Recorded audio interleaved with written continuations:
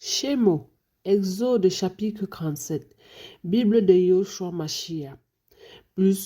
Puis Beltzalzel fit l'arche en bois d'acacia. Sa longueur était de 2 coudées et demi, et sa largeur d'1 coudée et demi, et sa hauteur d'1 coudée et demi. Et il la couvrit d'or pur à l'intérieur et à l'extérieur. Et il fit un couronnement d'or tout autour. Et il fondit pour elle 4 anneaux en or pour les mettre sur ses 4 coins, 2 anneaux à l'autre côté de ses côtés, et 2 autres à l'autre côté. Et il fit aussi des barres en bois d'acacia et les couvrit d'or. Et il fit ancrer les barres dans les anneaux aux côtés de l'arche pour porter l'arche. Il fit aussi le propriétoire en or pur. Sa longueur était de 2 coudées et demi et sa largeur d'1 coudée et demi. Et il fit 2 chérubins d'or.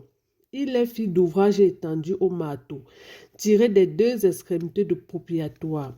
Un chérubin à une extrémité, l'autre chérubin à l'autre extrémité. Il fit sortir les chérubins au propriétoire à ses 2 extrémités, et les chérubins étendirent leurs ailes en haut, couvrant de leurs ailes le propriétoire. Leur face était vis-à-vis l'un de l'autre, et les chérubins regardaient vers le propriétoire. Il fit aussi la table en bois d'acacia. Sa longueur était de 2 coudées, sa largeur d'1 coudée et sa hauteur d'1 coudée et demi. Et il la couvrit d'or pur, et il lui fit un couronnement d'or tout autour. Il lui fit aussi alentour un rebord d'une largeur d'une paume et aux alentours de sa bordure un couronnement d'or, et il fondit pour elle 4 anneaux d'or, et il les mit les anneaux aux 4 coins qui étaient à ses 4 pieds. Les anneaux étaient à côté du rebord pour y mettre les barres afin de porter la table avec elle. Et il fit les barres en bois d'acacia et les couvrit d'or pour porter la table. Il fit en or pur les ustensiles qu'on devait mettre sur la table, les plats, les tasses, les bassins et les gobelets avec lesquels on devait faire les aspersions. Il fit aussi le chandelier en or pur. Il le fit en ouvrage martelé. Sa tige, ses branches, ses coupes, ses boutons et ses fleurs sortaient de lui. Et 6 branches sortaient de ses côtés, 3 branches d'un côté du chandelier et 3 de l'autre côté du chandelier.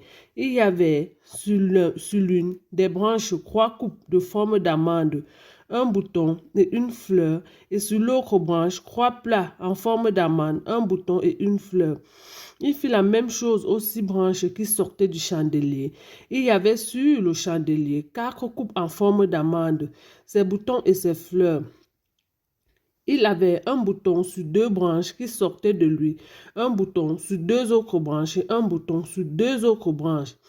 Il allait de même pour les 6 branches sortaient du chandelier. Ses boutons et ses branches ne faisaient qu'un avec lui. Le tout était en ouvrage martelé d'or pur. Il fit aussi ses 7 lampes, ses mouchettes et ses accessoires d'or pur. Et il les fit avec toute sa garniture d'un talent d'or pur. Il fit aussi en bois d'acacia l'autel de l'encens. Sa longueur était d'1 coudée et sa largeur d'1 coudée. Il était carré et sa hauteur était de 2 coudées, et ses cornets procédaient de lui.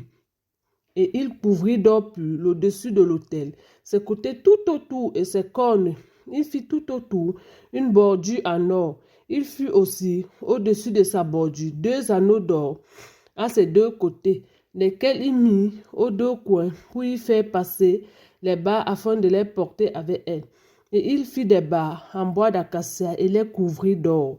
Il fit aussi l'huile pour l'onction sainte et l'encens aromatique et pur. C'était un ouvrage de parfumeur.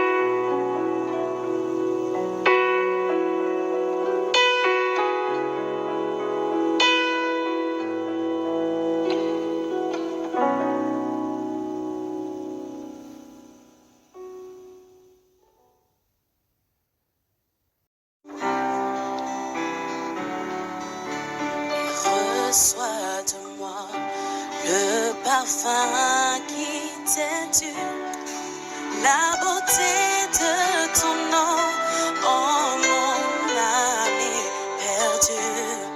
Je veux n'être qu'à toi.